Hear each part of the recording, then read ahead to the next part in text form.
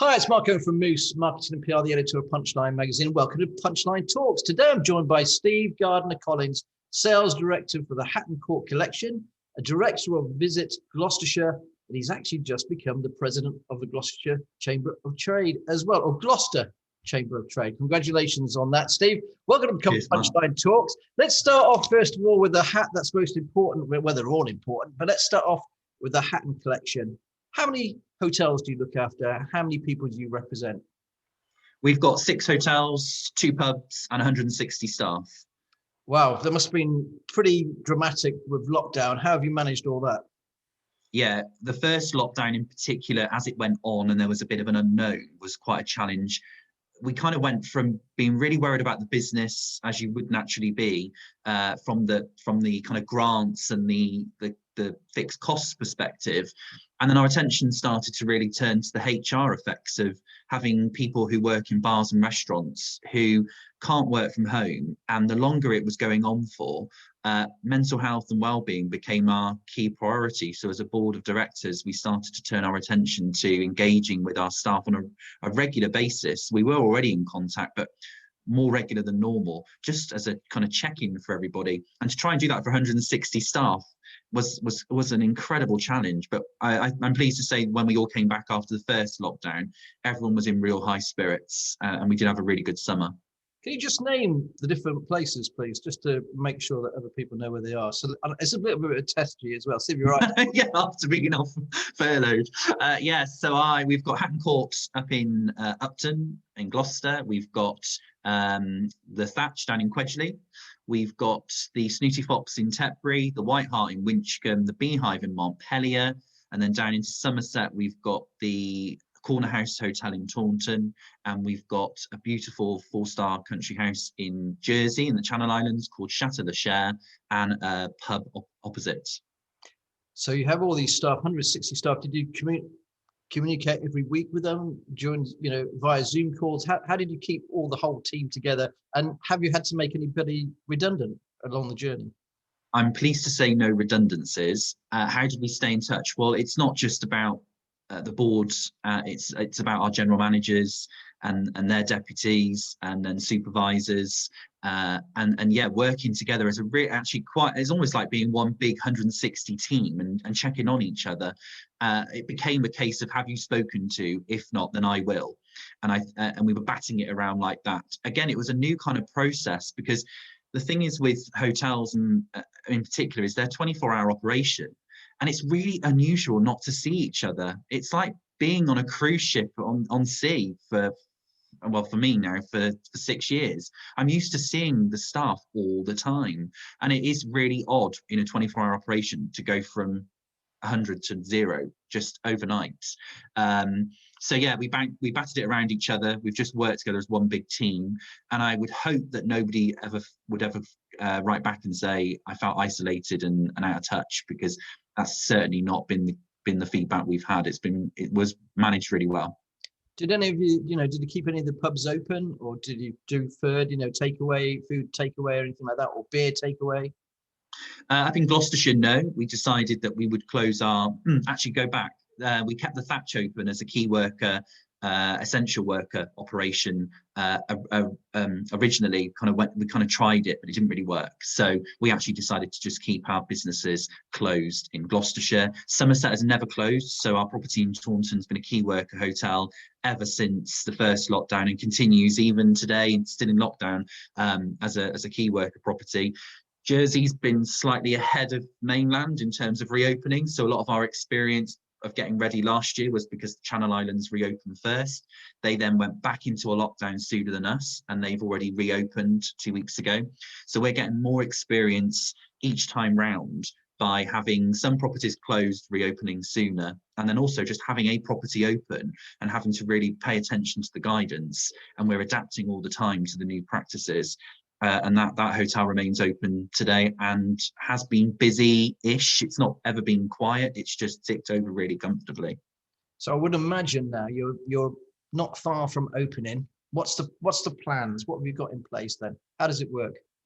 Yeah, so coming into 2021, we've now got Boris's roadmap, and when you look at the detail of that roadmap, for our businesses, when we think about the beehive up in Montpellier and the courtyard kind of environment of outdoor space, it presents challenges of how many people we can actually service. So that is one concern, is on the 12th of April, how realistically can we reopen and cover our costs and not create damage to the business ongoing. The thatch down in Quedge has got a great garden at the front. So we'll probably be looking not straight away on the 12th, but perhaps towards the May, when it warms up a little bit, the May bank holiday. We've got a big garden there. But to be honest, I think we're really steering towards the 17th of May, when, given our weather that we have in this country being so unpredictable, it would be a real tight operation to be out, but you can't come in if the heavens open. And it's not great for staff either, who have to continually work outside with unpredictable weather. So if we work towards May in the warmer months, I think we'll be looking more towards the 17th of May for reopening. And what's the orders looking like? What's it looking like for the summer bookings? And surely it must have gone a bit crazy. Yeah, each time we have a podium update, I look at the bookings, and it's within 5 minutes, and you see people booking their holidays.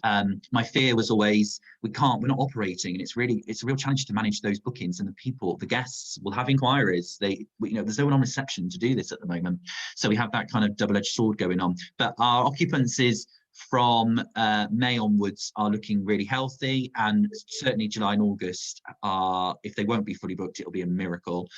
My next big focus will be towards that kind of September, October. I think Boris's Great British Staycation message has almost been a great marketing campaign already. May that continue if we can operate through the summer, and we'll start to focus our attentions a little bit more towards the autumn winter. And what are you going to do? What are you going to do about that? How are you going to get those people in, or do you think there's enough people staying here that you'll be booked up anyway? Usually, what's great about the group in itself is it's independent and family owned, and we do see repeat customers. And what happened last year through the summer staycation was, in between lockdowns, we had guests coming back from the summer again in the autumn winter. So I've no doubt that when we go out with our marketing messages around experiences that are available through the autumn winter, that they'll be coming back. And we'll be looking for some new customers to top it up. But we do seem to have this continual repeat business, which is great and is historical. Our company's 36 years old.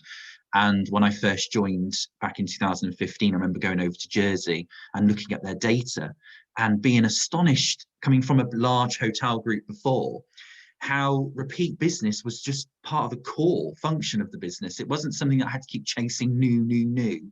We just gave great service, great product, and it repeats itself. And it's great that 6 years on, that is still the continual theme that happens. And what's also great is that we're seeing younger generations come up now, where parents and grandparents have told of their experiences, and you start to get a repeat of the family coming up and wanting to come and visit us. Where did mum and dad go when they were younger? Where did nan and granddad go when they were with the mum and dad sort of scenarios, which is great. What's been your biggest challenge so far out of the 3 lockdowns? It's kind of like the shifting of furlough presents uncertainty for those who are furloughed. The reason being is, each time it's extended at a time when we're supposed to be thinking about, we're going back to work and we're reopening again. And you kind of think, well, why is furlough extending for our sector? And I understand, it's to help us balance. You can do flexi furlough, and for most of us, that is the case, because it doesn't just go back to normal on day one. But each time so far, unfortunately for our sector, kind of the extension of the furlough at some point means we're closed again. And I worry that we're going to become victims of that at a peak time of the year when we reopen May, June. And I really hope we don't end up with variants and issues around needing to be furloughed again, because they closed the sector down in July, August, which would be our only real opportunity this year to see some major cash flow. We can sensitively get through the autumn, winter but for the whole country, not just Gloucestershire, July and August are our win-win months. Now let's move on. So you're director of Visit Gloucestershire. What is Visit Gloucestershire? How did you get involved with it? How did you start it? What exactly is it? And I have hotels in parts of the county that don't sit within district boundaries. If I take Gloucester, for example, we've got Gloucester City and the equivalent of like the Marketing Gloucester, and they focus on the city. So when I've got a property out in Quedgeley, I consider that to be more towards the Junction 12. It's Gloucestershire, the landscape around it is the Gloucestershire countryside. I've also got the White Hart up in Winchcombe, which is on the skirt of Cheltenham, but also the skirt of Cotswolds. And it benefits from being in that kind of Cotswolds area, but it's still in Gloucestershire. And what I began to realise, particularly through 2018 and 19, was that I was struggling to seasonally attract people, just keeping the focus on the Cotswolds all the time. And I actually felt that I was trying to share experiences all around the country, all around the county, around food and drink experiences, experiences down in the south of the county towards like the Berkeley Castles and the Wave down in South Gloucestershire and the aerospace.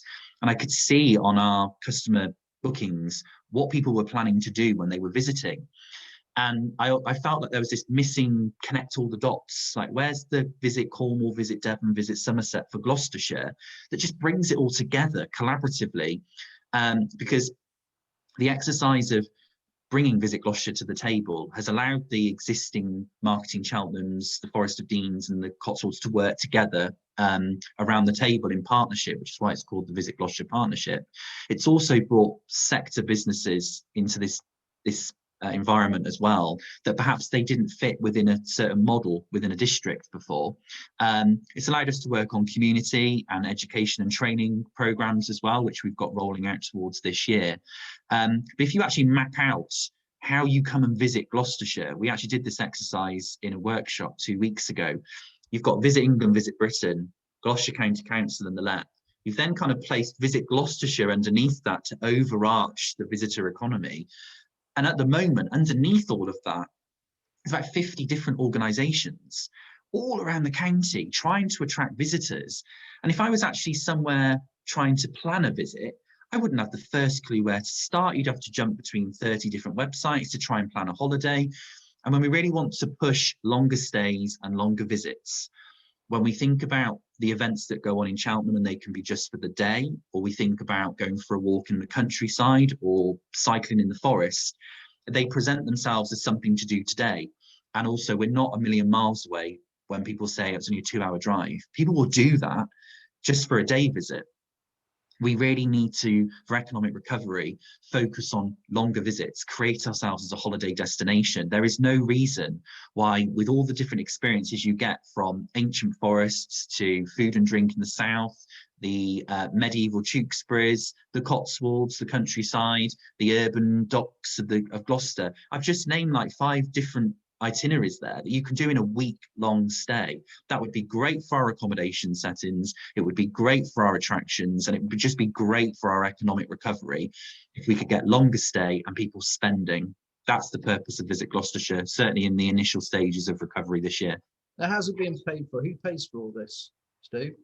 So Gloucester County Council are our main sponsor. They invested 100,000 into the organisation at the beginning of the year. That set the scene for Visit Gloucestershire to take charge of the recovery, the tourism strategy for the next 3 years. Involved in all of that are all those organisations, or almost all of them, across the county, to really work collaboratively on what a visitor experience can be here in Gloucestershire. That initial investment, we're hoping, turns into ongoing investment, because by developing the strategy, we now need to discuss how our activities will relate back so that we do recover. And I'm pleased to say that those conversations are taking place, and obviously with an injection of finance that's needed towards the middle of the year, that will support our programs that roll out towards June through to next March. And then how the next 3 years looks, there is commitment there. We're working really closely with the LEP as well, and really focusing on all of the strategies that the county's announcing and is developing, so that visitor economy sits nicely in those. When you think about transport and connectivity, the local transport plans, when you think about climate emergencies and the visitor impact on the environment, when we talk about local food and drink supply chains and how the visitors experience our food, And I was talking to somebody this morning in Japan, and I didn't realize, but for Cornwall, a visitor from Japan came to Cornwall, tried a Cornish ice cream, loved the product, and now they export that product to Japan via that visitor, because that visitor set up a company that was able to then export the product into Japan and import it, into Japan from his end. It just shows the power of a visitor isn't just about somebody that comes to walk with a flask and a bun and doesn't pay for anything during that visit. You can actually have a win-win situation where you get the right customer and the right experience. That can turn into a whole game changer for a business in terms of getting their products into different markets. So visitor economy is really important. And when we do announce climate emergencies and we think about energy and education, visitor and our residents that become visitors when they step out of their doors and they go and visit somewhere, it's really important that we consider visitor economy to be the icing on the cake if done correctly for the county. Now, if I run a hotel or I had a restaurant, how would I work with you guys? How do I get in touch with you? What's the process? You can go to visit-gloucestershire.uk. There is a become a partner link on there, and there's lots of information about our objectives and what we're hoping to deliver, and how we kind of connect all the dots in regards to tourism, visitor economy and hospitality around all the work we need to do together. We want to obviously provide a platform for discovery so that when people think about coming to Gloucestershire, they know what they can do. But we also want to make sure that those employed in the sector have career plans and they receive the training and the skills, and we don't have this skill leakage where our university students leave the county. We could benefit from all those skills within our sector. And it's not just about bar and restaurant. We have accounts departments and IT departments, and all those skills are needed. And then a really big focus is community. Get people to think hyper locally about going to visit your local attraction and stay or visit your local hotel, your local pub or restaurant, because unfortunately we have seen a lot of pubs disappearing prior to coronavirus. And it's because we're not supporting our local community pubs that we live next door to. We need to feel the benefit of having them there once more. So the website is really catering for as much information as we can give you. It's all about people, place and product ultimately, and how investment in those three things mean that the visitor's experience is great and the resident and the community experience is great as well. Now you've got those two hats, Sales Director of Hatton Collection, and Director of Visit Gloucestershire. You've now become President of Gloucester Chamber of Commerce. Congratulations. Thanks. I'll take a deep breath. And I'm pleased to say that the city of Gloucestershire made sense when it came to my role as Director of Visit Gloucestershire, and really making sure that the city takes its centre stage in the county once more. And it's had great investment, great regeneration going on at the moment. And we haven't really seen that for a while, have we? We've had the quays, we've had the docks on the outskirts of the city. Now within the city centre, we've got King's Walk and the Forum and hotels, and it's great for the hospitality sector. The city's really changing. And I just feel it places itself really nicely in the work I'm doing around that people, place and product. When you think about the great product that Gloucester will have, all the benefits that people will have living there and visiting there. And that just goes hand in hand with Visit Gloucestershire. So that's why I took the gig. Early days, have you had a chance to wear your presidential chain of arm, whatever you call it, chain mail, or not chain mail? Only in private. The kids have seen it. I put it on. It's quite heavy. Obviously, with the circumstances as the way they are, we're supposed to stay at home. So unless I do it, I could wear it during a click and collect maybe, or if I open the door to the postman. But realistically, I think with freedom, obviously then I'll get the chance. But yeah, right now it's in a very safe place, and I will look forward to wearing it at the nearest opportunity. I think next time we do a business breakfast, I knew you were going to say that. I think you should wear it then, Steve. I'll be very okay. I promise to do that then. Okay, bit of personal questions, if that's okay. What book are you reading at the moment? I'm reading a book about the fox, the boy, and the horse. I don't know if you've heard about this book. No, I haven't. No. I think what's quite important is to realise that, you know, when you work in hospitality right now, and I talked about mental health and well-being earlier, It's a real anxious time. And I started to think about reading, and I picked a book that was all about managing anxiety, if you like. And the book is a really lovely read, and I read it to the kids as well. It's not a very long book, actually. I thought, oh goodness, I bought this book and I've already finished it. But it's a real sensitive way of understanding life right now, when you just need to put things into perspective, clear your mind of what you're worrying about, and just focus on a boy, a fox, and a horse, and how their relationship unfolds when they meet each other. And it helps you kind of just realize the small things in life and not have to worry about the bigger things right now. And it just put life into perspective. So yeah, I highly recommend it. It's been in the top 10 for a long time.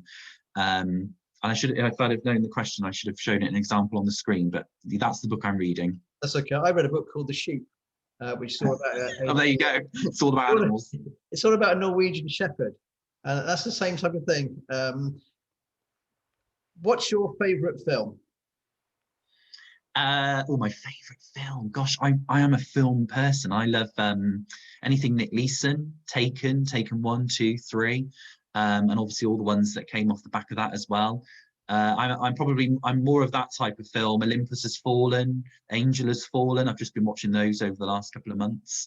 That kind of trilogy. So yeah, those types of films are my favorite. And I'd say Taken was, and then kind of like the London being blown up. That sets your anxiety going off, because although it's in a film, and I remember hearing that they blew up the bus on the bridge to film it, and they hadn't told anybody in London. So at the time of filming, it sounded like a terrorist attack and looked like one. But the way that film opens up London to that exposure sends your anxieties going loopy. But yeah, those types of films. This is a bit of a naughty question as you lead Visit Gloucestershire. What's your favourite destination actually in the county? Oh, well, I could kind of talk about Gloucester Services there, because as a kind of destination in the county, that is a phenomenal. I've done a lot of research in the last couple of months on the traffic that flows in and out of Gloucester Services, and that's also a bit of a non-district commitment there. But what I would say is we have a great opportunity with that destination in the county to really capture that audience and get them to come into Gloucestershire. With it being a services, people tend to go in and out on routes somewhere north or south. And what we're working on now is trying to work on a model where once they've got to the services, how do we actually get them to experience Gloucester and Gloucestershire? Because it's such a great experience. And we want it to now really echo an experience that you can go on to have when you're in this neck of the woods. So I'm going to say Gloucester Services, as it was fresh off the back of a meeting yesterday, and it's a really exciting opportunity for Gloucestershire to now kind of work with that product and that destination and take it forward. Steve, I think that's a great place to end. Actually, I always ask everyone, all of my guests, and I'm going to put you on the spot. What's your top 3 business tips? My top 3 business tips. Look after your staff. I think really important to continue to train and develop and listen. I would say manage your cash flow, risk and resilience. I'm doing a piece later on today about risk and resilience, and it's really important to be prepared. We've just been caught out over the last year, and I think businesses now have a responsibility, but I don't mean that harshly, but I think we all need to be responsible for kind of being ready, even on a personal basis. When you think about savings, we've really got to take it seriously now to put some money away and protect ourselves. So risk and resilience, and to be accepting, and it's a bit of an off from staffing, but something I've been working on recently as well is about accessibility and inclusion, and actually really taking those seriously within your workforce, but also within business with your customers. We all talk about the customer journey, so staff are really important, but so are your customers. And access in particular, I've done some research on as part of the strategy, and it's amazing how somewhere says it's accessible and it's not. And also, go and sit in a wheelchair and try it for yourself, because actually you probably wouldn't tick that box. And inclusion, I think, did again what's great about the strategy build. We're not in the top 5 destinations for safety and acceptance and inclusivity, and I think that would shock some people to know that people don't always feel safe when they're here. They also don't feel like they're included. if you're not a conventional family, then it's going to be difficult to invite more families to come and experience the county if they don't feel welcome because they're not mainstream, or if somebody isn't able to access something because they're in a wheelchair, they won't come back and they'll tell 10 friends and those friends won't visit. So I really kind of go down that route at this stage. I could probably go on to 10 top 10s, but I think those 3 will stick with. I think that's a great place to finish again. I've finished twice with you. Steve, good luck with being the president of the Chamber of Commerce. Good luck with obviously Visit Gloucestershire. I think it's so important. I do totally agree with you about Gloucester Services, by the way. I think it's a great building. And also good luck with all the openings of the hotels as well. Be safe. Great to see you again. And catch you soon. Cheers. Thanks, Bye. Mark. Cheers. Thanks for joining Punchline Talks. Bye.